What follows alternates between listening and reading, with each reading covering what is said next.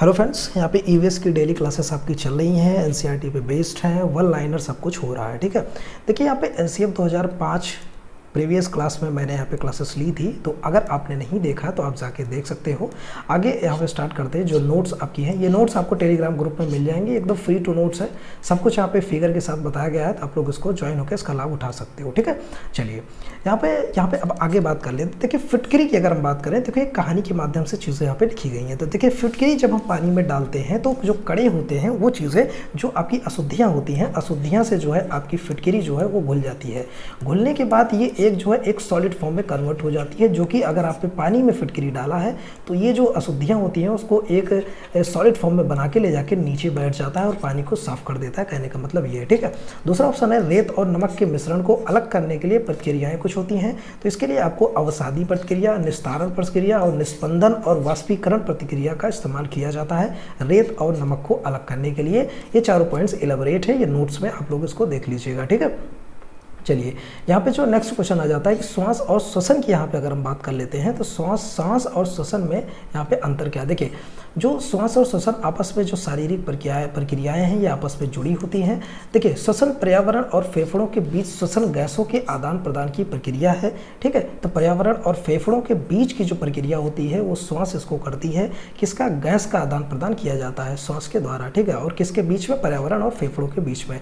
श्वसन गैसों की उपस्थिति या अनुपस्थिति में कोशिका के अंदर पोषक तत्वों का ऑक्सीकरण करता है। ठीक है, देखिए सब्जियों की अगर हम बात करें तो इससे प्रश्न क्या बनते हैं कि सब्जियों को पहले धोया जाता है काटने के या बाद में धोया जाता है। तो सब्जियों की अच्छी तरह से धोना उसके बाद ही काटा जाता है, जिससे क्या होता है कि जो फल या सब्जियां होती हैं उसके जो प्रोटीन्स होते हैं वो यहाँ पे नहीं मिटते हैं।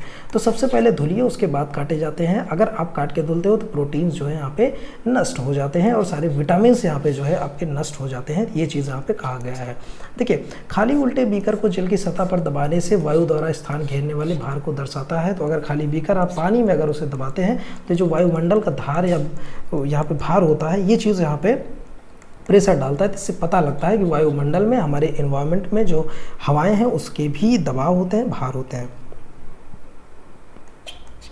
इसको एक एग्जांपल से यहाँ समझते हैं। जब गुब्बारे में हम हवा भरते हैं तो जब उसमें चुभन करते हैं, जैसे हमने यहाँ पे एक रॉड ले लिया, इधर एक गुब्बारा लगा दिया फूला हुआ और इधर एक गुब्बारा लगा दिया। ठीक है, अब इस गुब्बारे में हवा है, इसमें भी सेम हवा है, दोनों सेम यहाँ पे सेम एंगल पे यहाँ पे रुका हुआ है। लेकिन जब इसमें सुई चुभोएंगे आप तो इस गुब्बारे की हवा निकल जाएगी और ये जो आपका डंडा ये ऊपर उठ जाएगा और ये नीचे चला जाएगा। तो इससे ये चीज़ प्रूफ हो जाता है कि जो यहाँ पे जिस गुब्बारे में हवा भरी है वो नीचे चला गया। इसका मतलब जो हवा होती है उसमें यहाँ पे आपकी वायु का जो स्थान घेरने वाली है उसमें भार पाया जाता है, मीन्स हवा में भार पाई जाती है। इस चीज़ का यहाँ पे निस्तारण हो जाता है। ठीक है, तो ये जो है एग्जाम्पल के माध्यम से आपने समझ लिया। अब देखिए यहाँ पे हम दूसरा बात कर लेते हैं कि पानी के प्रयोग से जब स्टील और कटोरी की यहाँ पे एग्जाम्पल सामने आता है, जैसे पानी के प्रयोग से करते समय स्टील की खाली कटोरी अगर तैराती है, लोहे की जो छोटी कील पानी में डूब जाती है। ठीक है, क्यों? देखिए स्टील की जो कटोरी होती है लगने वाला बल उसके भार से अधिक होता है, जबकि जो लोहे पे कील पर जो लगने वाला भार है उसमें कम होता है। तो लोहे की जो कील होती है पानी में डूब जाती है लेकिन कटोरी नहीं डूबती है। ठीक है, लोहे की कील स्टील के कटोरे द्वारा विस्थापित पानी की तुलना में कम मात्रा में पानी को विस्थापित कर सकती है। ठीक है, देखिए सभी सजीव जो होते हैं वो सभी सजीवों में ये क्षमता होती है कि संतान पैदा करने की सक्षम होते हैं। ठीक है, विकास और प्रजनन करने में सक्षम होते हैं। तो इसमें प्रश्न बनते हैं क्या पौधे भी होते हैं? हाँ, पौधे और जानवर दोनों होते हैं, प्रजनन करने की क्षमता दोनों में होती है। अब देखिए इनका जो प्रोसेस है, ये प्रोसेस मैं आपको बता देता हूँ इस टेबल के माध्यम से। देखिए इसमें क्या चीज़ें कही गई हैं। अगर फ्लावर्स को देखें तो इसमें एक होती है छोटी सी सीड। ठीक है, जो फ्लावर्स होते हैं उसमें सीड्स होती है, तो जो फ्लावर होते हैं उसमें सीड के बाद छोटे से अंकुरित होते हैं, अंकुरित के बाद एक प्लांट तैयार होता है, फिर उससे बड़ा प्लांट, फिर इसमें फल फूल्स लगते हैं, फिर जब फल जो फूल्स लगते हैं उससे इनकी बीज फिर निकलते हैं और फिर बीज के माध्यम से यहाँ पे सेम प्रोसेस लाइफ साइकिल होता रहता है। फिर से बीज बनता है, अंकुरण होता है, फिर से बढ़ते रहते हैं। ठीक है, सेम चीज़ अगर हम एनिमल की बात करें, मीन्स ह्यूमन्स की अगर हम बात कर लें या कोई एनिमल की बात कर लें, तो इसमें क्या चीज़ें होता है, इसमें एक मेल स्पर्म चाहिए होता है और यहाँ पे फीमेल स्पर्म चाहिए होता है, जिसको ओयू में अंडे कहते हैं। जब दोनों जाके मिलते हैं तो यहाँ पे बनता है जाइगोट, और जाइगोट के फॉर्मेशन से बनता है एम्ब्रायो, और एम्ब्रायो के फॉर्मेशन से यहाँ पे भी का निर्माण होता है। जाइगोट में जब यहाँ पे आपकी जो जाइगोट होता है, इसकी सेल्स अगर दो टुकड़ों में बट जाती हैं तब यहाँ से डुअल बेबी का निर्माण हो जाता है। ये भी क्वेश्चन आपको देखने को मिल जाएगा। ठीक है, तो आप यहाँ पे समझ गए, चाहे एनिमल की बात हो, चाहे यहाँ पे आपकी जानवरों के पौधों की बात हो, दोनों में प्रजनन क्षमता होती है और यहाँ पे दोनों सक्षम होते हैं इस चीज़ में, ठीक है। एक क्वेश्चन ये देखने को मिलता है कि दांत की सड़न की प्रक्रिया से बचने के लिए किन चीज़ों का पालन करना चाहिए। तो मिठाई कम खाना चाहिए, चॉकलेट कम खाना चाहिए, और कार्बोनेटेड पेय पदार्थ जैसे कि कोल्ड ड्रिंक्स आप लोग पीते हैं तो कोल्ड ड्रिंक्स की भी कम यहाँ पे बचना चाहिए उस चीज़ों से। तो इसके लिए क्या करना होता है, हर भोजन के बाद मुंह साफ करना होता है और दिन में 2 बार दांत साफ करना होता है। ये क्वेश्चन आपको देखने को मिल जाता है शिक्षण शास्त्र में। देखिए मगरमच्छ होते हैं, बहुत समान होते हैं उभयचर के, ठीक है, लेकिन उन्हें उभयचर के तहत नहीं कहा जाता है। समान तो होते हैं लेकिन उभयचर कहा नहीं जाता। वास्तव में वो सरीसृप मीन्स की रेप्टाइल्स परिवार से आते हैं, ठीक है। तो रेप्टाइल परिवार से आते हैं, वे उनके हिस्सा होते हैं। अब यहाँ पे देखिए एक तो कन्फर्म हो गया कि रेप्टाइल परिवार से आते हैं, सरीसृप परिवार से आते हैं, उभयचर की तरफ दिखते हैं। लेकिन अब यहाँ पे बात कर ले कि अंडे भैया पानी में देते हैं कि वो जमीन पे देते हैं। तो देखिए अंडे जो है वो उभयचरों के विपरीत देते हैं, मतलब कि अंडे वो पानी में नहीं देते हैं, वो अंडे जो है सूखे स्थान पे देते हैं। आप यहाँ पे फोटो में जो है देख सकते हो, ठीक है। तो ये जो है मगरमच्छ का हो गया सवाल कंफर्म। अब आते हैं मछली वाले सवाल पे। देखिए मछली वाले सवाल में क्या देखने को मिल जाता है, देखिए मछली मर जाती है। कहने का मतलब ये है जब कोई कंटेनर है, कोई कंटेनर में पानी भरा गया, ठीक है, अब पानी भरा गया, इस पानी को दिया गया उबाल, यहाँ से लगाई आग, इसको दिया गया उबाल। तो पानी उबालने से पता क्या होता है, मैंने जो है इसको क्वेश्चन यूट्यूब पे पूछा था तो लगभग जो है 80% लोगों ने गलत दिया था कि पानी उबालने से ऑक्सीजन की लेवल बढ़ती है। ऐसा नहीं है, जब आप पानी उबालते हो तो ऑक्सीजन में कमी होती है, ठीक है। तो जब पानी आप उबाल दोगे और उसको आप रूम टेम्परेचर के अप्रॉक्स रख दोगे, मतलब रूम में रख दोगे, तो जो भी आपके रूम का टेम्परेचर है उसके लेवल में आ जाएगा। तो इस केस में अगर मछली को उस पानी में आप डालेंगे तो मछली मर जाएगी। ऐसा क्यों? क्योंकि उसमें ऑक्सीजन, पानी को उबालने से घुली हुई ऑक्सीजन और अन्य गैसें निकल जाती है, जिससे मछली जो है सर्वाइव नहीं कर पाएगी, ठीक है। देखिए पानी के गहरे गड्ढे नहीं होते हैं, ऊंचे पहाड़ भी नहीं होते, कहाँ पे? चंद्रमा पे। तो जो चंद्रमा की सतह है वो उस सुविधाओं का सबसे अच्छा वर्णन करते हैं। यहाँ पे शांति का समुद्र भी कहा जाता है, शुष्क समुद्र भी कहा जाता है किसको? चंद्रमा को। अब देखिए चंद्रमा पर जो गुरुत्वाकर्षण बल होता है वो पृथ्वी का 1/6 लगता है। अगर पृथ्वी पे बल 1 है तो यहाँ पे 1/6 बल लगेगा, मतलब 6 गुना कम लगता है चंद्रमा पे, ठीक है।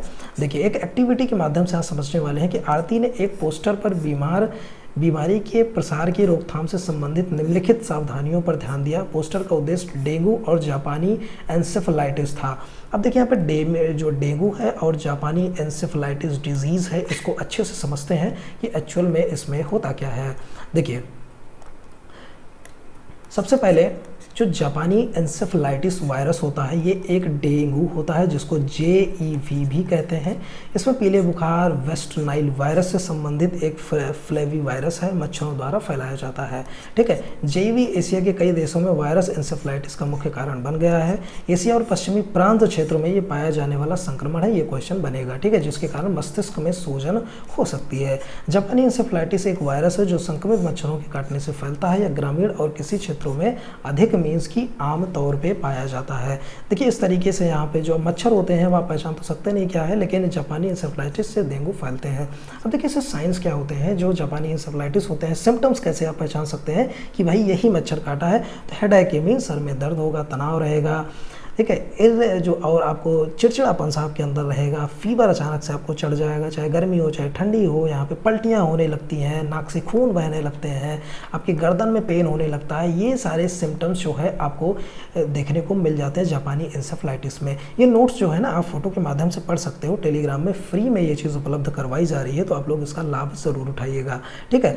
यहाँ पर मैं सिर्फ डिस्क्राइब कर दे रहा हूँ। देखिए नोट्स पढ़ना काफ़ी ज़रूरी है, सिर्फ क्वेश्चन से काम नहीं चलेगा। आपकी बात लिखित पेपर हो रहा है तो ध्यान से सब कुछ पढ़िए आप लोग। ये नोट्स अभी आप इसका बात तो नहीं समझेंगे, लेकिन जब आने वाले समय में जब आप खाली होंगे, पेपर दे के आएंगे, तो आपको लगेगा नहीं नोट्स पढ़ना ज़रूरी था, और फिर से जब आप सीटेट देने जाएंगे तो नोट्स की क्लास जरूर देखेंगे। ये बात याद रखिएगा आप लोग। नोट्स इसीलिए मैं यहाँ पे कंप्लीट करवा रहा हूँ, पूरी NCERT का निचोड़ यहाँ पे आपको देखने को मिल रहा है।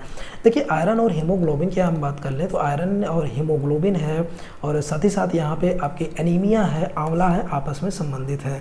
देखिए आयरन जो है RBC में ज़्यादा पाया पाया जाता है। हीमोग्लोबिन को भी यहाँ पे ब्लड कहा जाता है। एनीमिया एक बीमारी है जो इसी के कारण फैलती है, और आंवले से जो है हीमोग्लोबिन को मतलब बढ़ाया जा सकता है, आयरन की कमी को भरपूर किया जा सकता है। तो ये चारों चीज़ आपस में जो है मिले हुए होते हैं। तो हीमो का अर्थ होता है लोहा।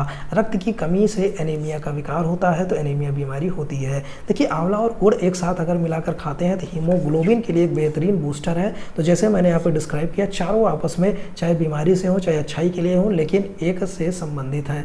या लाल रक्त कोशिकाओं के उत्पादन को भी बढ़ाता है। एक चुकंदर होता है, वो भी खाने से जो है यहाँ पे आयरन की कमी, हीमोग्लोबिन की कमी जो है पूरी होती है। देखिए एक बाघ से सवाल रिलेटेड ये आता है कि जो बाघ होते हैं उनके कहाँ किन दिशाओं में कितनी दूर तक सुन सकते हैं। तो देखिए जो बाघ होते हैं ना, बाघ के कान अलग अलग दिशाओं में चल सकते हैं। मतलब ये जो कान देख रहे हो ना, ये रोटेट करते हैं 360 डिग्रीज में, ये रोटेट होते हैं, ठीक है। तो इन आवाज़ों से पकड़ने में जो चारों ओर आवाज़ जाती हैं, सुन सकते हैं, तो कोई भी चीज़ पकड़ने में मदद मिलती है जब ये शिकार करते हैं। देखिए 3 पॉइंट्स याद रखिएगा, हम में से अधिकांश की तुलना में एक बाघ रात में 6 गुना बेहतर दे सकता है। अगर इंसान जो देखते हैं उनसे 6 गुना बेहतर ये बाघ देख सकते हैं रात में, ठीक है।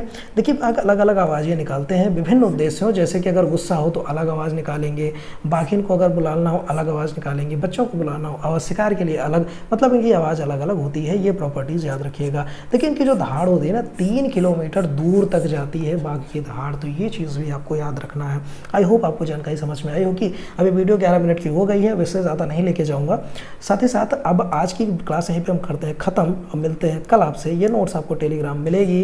कल बात करेंगे बाल विवाह से संबंधित जो भी प्रश्न आपको मिलते हैं देखने में, ठीक है। तो नोट्स आपकी धीरे धीरे कंप्लीट होती रहेगी। नोट्स ज़रूर पढ़िए, मैं आपको कह रहा हूँ, क्योंकि इससे ज़्यादा फ्रूटफुल कुछ नहीं होने वाला है, ठीक है। चलिए ठीक है, आप लोग तैयारी करते रहिए और मिलते हैं नेक्स्ट वीडियो में। Thanks for watching, have a nice day.